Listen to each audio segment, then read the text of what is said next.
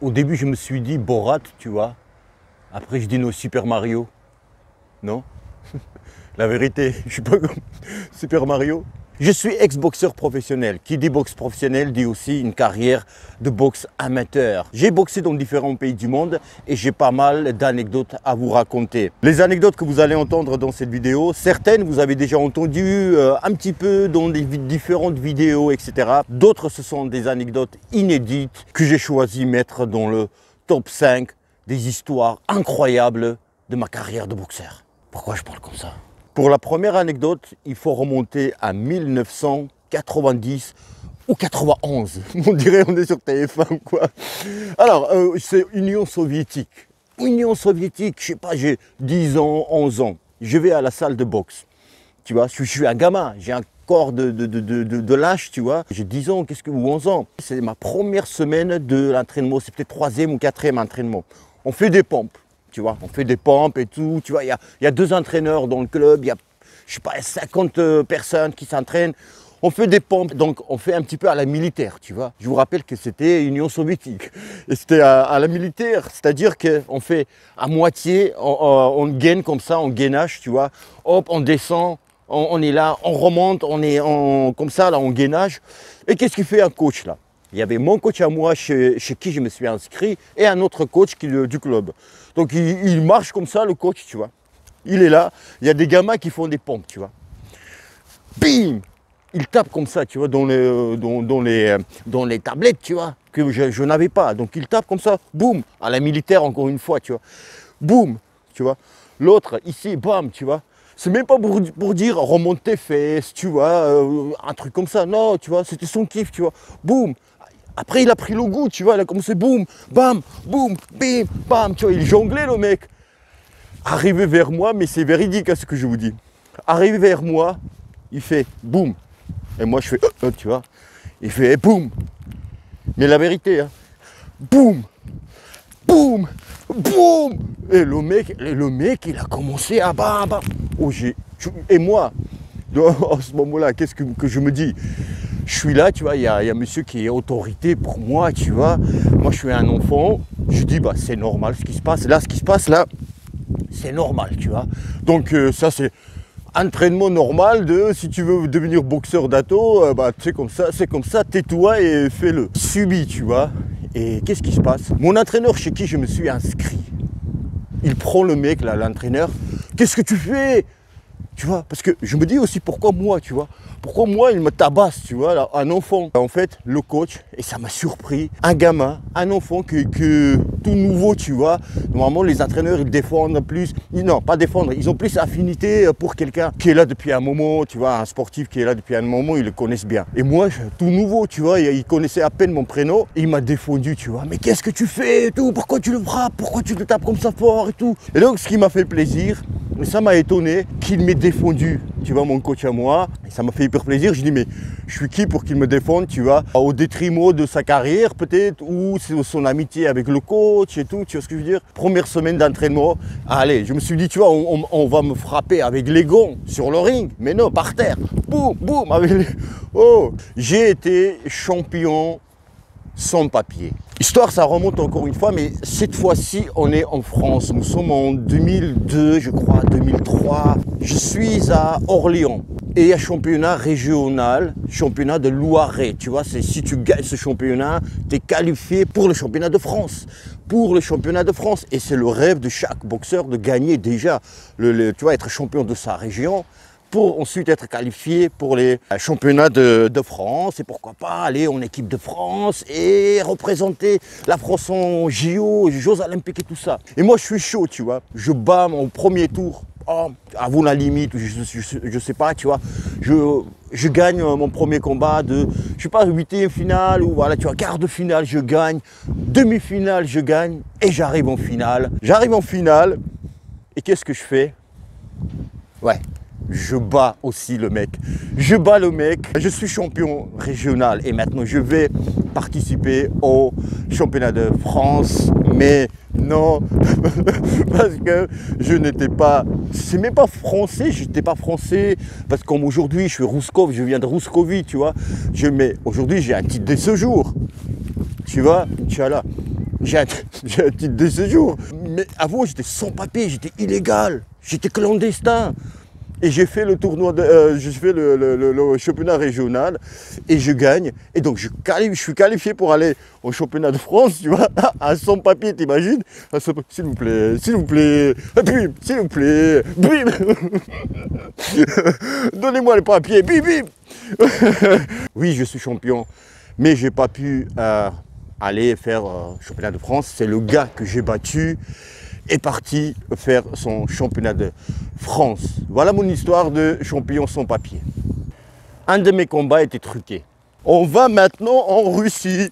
Alors cette histoire j'ai déjà raconté, mais j'en ai même fait une vidéo. Mais ici je vais vous sortir juste cette petite histoire qui est incroyable. Si vous voulez voir la vidéo complète de cette histoire, c'est ici. Alors qu'est-ce qui s'est passé? Nous sommes encore une fois championnat régional. Championnat régional, la région en Ruscovie, j'étais en Sibérie, en Russie. Donc imaginez que c'est comme la France entière.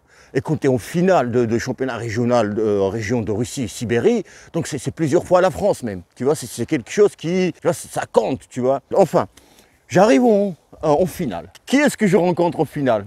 Un champion du monde. Double participant au JO. Plusieurs fois champion d'Europe. Qu'est-ce qui se passe? Le coach, il se trouve que on avait le même coach, on s'entraînait dans le même club. Et c'était une star, tu vois, le mec, bah, imaginez-vous avec le palmarès qu'il avait. Et donc, pareil, je bats en huitième finale, quart de finale, demi-finale. J'ai même fait 16e, je crois, il y a tellement de monde, 16e, 8e, j'arrive en finale et on est avec ce boxeur-là. Et qu'est-ce qui se passe? Nous, on a le même coach, tu vois, on a le même coach. Et le coach, qu'est-ce qu'il fait? Il me sort moi tout seul, ou tous les deux, tu vois, avec mon adversaire. Et il dit, Tato, va mollo. Tu vois, le mec, il est champion avec qui je vais boxer en finale, tu vois. Et moi, c'est mon rêve. Moi, je suis en finale. Et je vais, tu vois, démontrer que, voilà, j'ai battu quand même numéro 1 de l'équipe de Russie, tu vois, nationale, tu vois. Et champion du monde et tout. Et on me dit, Tato, va mollo. Bon, tu vois, encore une fois, autorité, Ruscovie, Sibérie, tu vois, il faut mettre dans son contexte, tu peux pas dire, ton entraîneur te dit, s'il te dit ça, c'est pour ton bien, c'est ce que je me dis, tu vois. Mais en fait, on te demande de pas boxer ou de perdre, je sais pas, tu vois. Pas aller fort, voilà ce qu'il me dit, frappe pas fort, va mollo et tout, ok. Et déjà, ce coach-là, il était dans le coin, donc il peut pas se partager à deux, le coach. C'est le même coach, tu vois, pour moi et mon adversaire. Donc, il était dans le coin déjà de mon adversaire et pas dans le mien. Ok. Et qu'est-ce qu'il fait? Le boxeur, c'était un petit Mike Tyson, hein, il mettait tout le monde KO. Donc, je commence, boum, boum, tu vois, franchement, je suis à l'aise. Je change de garde, tu vois. Je suis droitier, mais là, je suis en gaucher, bim, bim, bam, boum, boum. Tu vois, le mec, il avançait, tu vois, c'est un petit tank, tu vois, bam, bam, bam, bam, tu vois, sans le frapper, sans accélérer. Bim, bim, bim, sa tête, elle bouge, bam, bam, hop, je bouge, tu vois, bam, bam, boum, boum, boum, boum. Tu vois, spectacle. Je suis à fond dedans. Et je vois quoi? Ça y est. Le mec, il a mis, frère, 8e, tu vois, il a mis de la 8e vitesse. J'allais doucement et lui, je sais pas, tu vois, dès le premier round, fin de la première round, il a frappé fort. Je sais pas ce qu'on lui a dit. On m'a dit, Dato, va mollo, mais peut-être on lui a dit, va pas mollo. Tu vois. Et là, j'ai dit, combat truqué peut-être. Mais je ne le savais pas. Quatrième histoire, c'est incroyable. J'ai été sélectionné en équipe de France de boxe. Enfin, presque. Je suis un amateur en boxe. Nous sommes en 2002, je crois, 2003 ou 2002, je ne sais pas. J'arrive chez le gars, dans sa ville. Il y a 5 ou 6 000 personnes. C'est le dernier combat amateur de mon adversaire. Au micro, le speaker, il dit, c'est son dernier combat amateur. Lui, Jean-Paul, il va passer professionnel juste après ce combat-là. Et les gens, ouh, tu vois, c'était local, tu vois. 5 ou 6 000 personnes. Combat main event, c'était un championnat intercontinental, il y a du monde et tout. Ok, et arrive à son papier. Hey. J'avais pas de papier, j'étais sans papier, tu vois, c'est cette époque-là, je suis sans papier. J'arrive, c'était 4 rounds de 2 minutes. Et je bats, ah boum, boum, bam. il est knockdown, tu vois, il peut rien faire. Et je sais que moi, un petit sans-papier, il faut que je démontre, tu vois.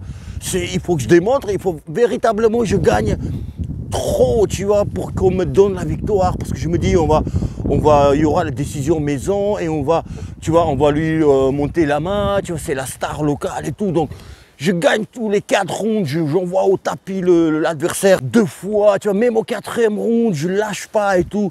Petite anecdote, et mon coach dans le coin, à la fin du 3e round, je suis là comme ça, il me dit « Tato, sois sur lui ». Et moi je suis là, je dis « Ça veut dire quoi sur lui ?»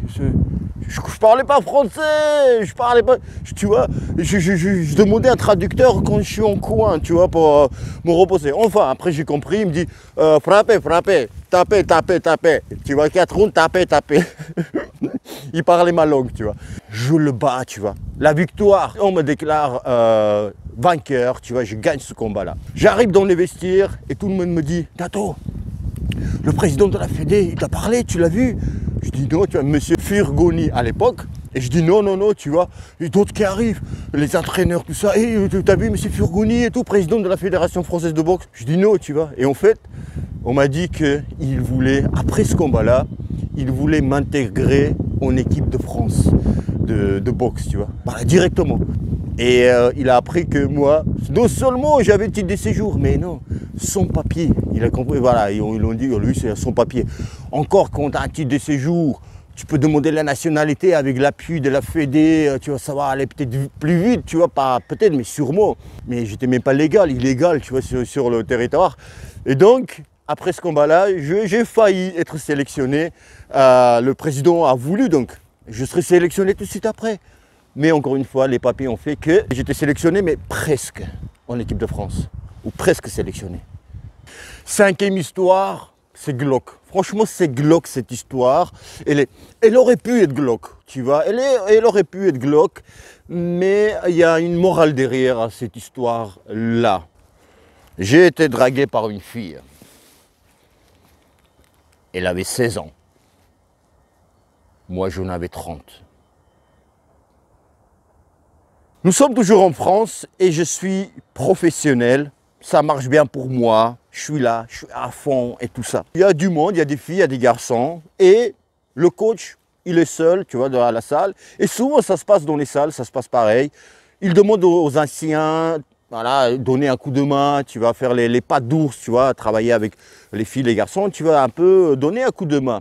Et c'est ce que je faisais moi, tu vois. J'avais pas beaucoup de temps libre, mais je faisais quand j'ai terminé mon entraînement ou c'était un entraînement cool, tu vois. Voilà, j'avais le temps, je faisais ça avec les garçons, avec la fille, tu vois, voilà, boum. Il se trouve que, je sais pas si elle est tombée amoureuse à 16 ans, peut-être, je sais pas, tu vois. Et elle me proposait sortir. Me proposer des trucs, enfin, je me souviens même pas exactement ce qu'il me disait, je n'avais rien à foutre, voilà, j'avais rien à foutre à l'époque aussi. Donc je disais non et ça me gênait que, tu vois, cette attention que j'ai 30 ans, même 30 ans passés, tu vois, et c'est un enfant, tu vois, 16 ans, enfin adolescente, elle ne comprenait pas que déjà elle me met dans la merde. Elle me mettait dans la merde parce que juridiquement, je suis dans la merde. Qu'est-ce que tu veux, tu vois?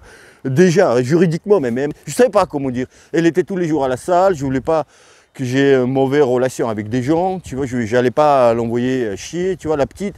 Et donc je dis, quand tu auras 18 ans, bah, tu m'en parleras, tu vois. Je ne savais pas comment dire. Enfin, voilà, et pour lui expliquer, c'est illégal, tout ça, je ne vais pas lui dire, c'est illégal, tu ne me plais pas, tu pues, voilà, il n'y a pas question même plaire ou pas plaire, tu as 16 ans. Voilà, tu penses même pas, c'est bloqué dans la tête, mademoiselle. Alors pourquoi je raconte cette histoire-là en fait? C'est-à-dire que il y en a qui auraient pu céder. Ça arrive beaucoup aux gens connus, chanteurs, sportifs, où ils se font arnaquer ils se font avoir par les filles qui disent pas forcément leur âge, ou elles mentent sur leur âge pour avoir des relations voilà, privilégiées, intimes et tout. Mais il y a aussi les hommes aussi, en profitent, les sportifs, les gens un petit peu connus qui ont un petit peu autorité, tout ça, tu vois, voilà, tu as compris. Il faut dire non. Il faut dire non, tu vois, j'étais pas une star, j'étais pas, voilà, mais j'ai su dire non. Voilà, j'ai dit non. Aujourd'hui, je dirais non pareil, tu vois. Après, tout le monde est dans la merde. Je sais pas si dans ce cas-là, celui ou celle qui est adolescent, qui est mineur, est-ce que cette personne-là aussi est dans la merde ou il n'y a que adulte est dans la merde, tu vois? Ça, je ne sais pas, mais je pense adulte beaucoup plus dans la merde, hein, et à juste titre. Et voilà, cette histoire-là, il y avait une petite morale, même grande, importante morale derrière ça. Si vous soyez sportif ou pas, déjà c'est pareil. Hein. Je crois que voilà, quand on est adulte, même. Après, quand tu es sportif, on appelle ça, tu as une influence sur la personne. Tu peux avoir une quelconque influence. Donc, tu vois, ça empirie la chose, tu vois. Donc, tu n'as d'autant plus pas le droit de faire quoi que ce soit. Voilà les potatos, dites-moi, j'en ai encore plein d'autres anecdotes. Il y a du vent. Et j'ai fait que top 5. Dites-moi si vous voulez d'autres parties 2. Il y en a d'autres anecdotes aussi. Dites-moi laquelle vous a plu. Qu'est-ce que vous en pensez de tout ça. Dites-moi. Et aussi, abonnez-vous. N'oubliez pas vous abonner et cliquez sur la clochette parce que vous recevez rien du tout. Vous voyez même pas quand je sors la vidéo. Il y a un problème. Vous voyez, il y a sur le fil d'actualité, vous ne voyez pas souvent. Donc, cliquez sur le bouton, sur petite clochette et cliquez sur toute notification. Voilà, si vous n'êtes pas abonné, abonnez-vous. Likez cette vidéo. Les potatos, je vous dis à bientôt. À très bientôt. Et bim, dans la gueule de 16 ans, 30 ans, cette fois-ci.